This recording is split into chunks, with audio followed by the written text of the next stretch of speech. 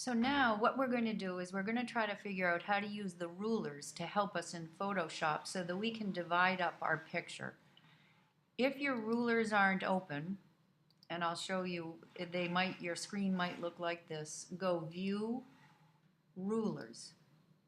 And what you'll notice is it sets up at 0 with a corner of the image and it goes over to the width. This picture happens to be 14 inches long and 10 inches tall.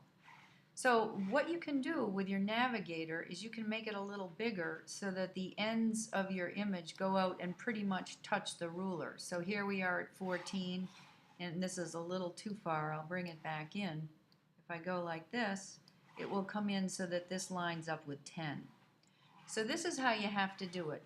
You can pick a pencil to draw the lines, and up here our size of the pencil is set at 12 pixels. That's probably pretty good for this particular image, but you're going to have to try it out on your own.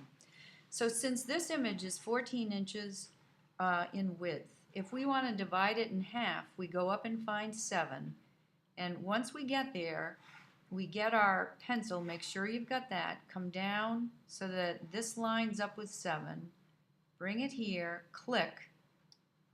Uh-oh, I'm on the wrong layer. Let me get on the right layer. I've got to be up here. There we are.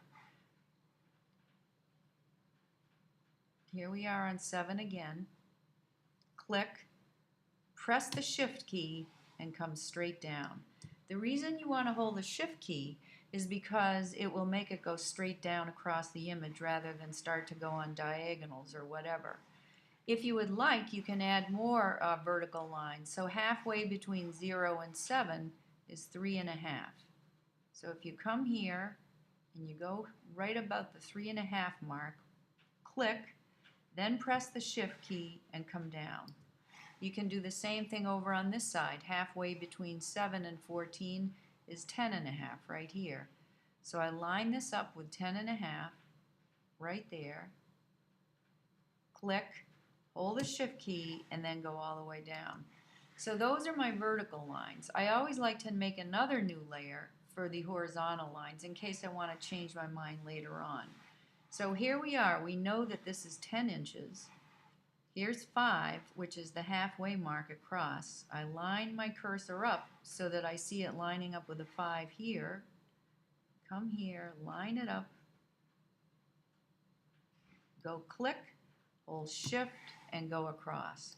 So now I've divided my image up so that I can start telling a story by showing a sequence of events across this thing as any cartoon does.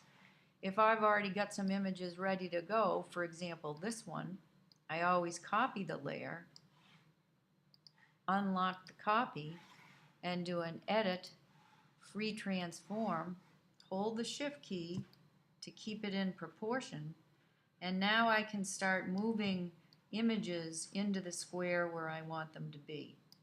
Hit return to say yes to that.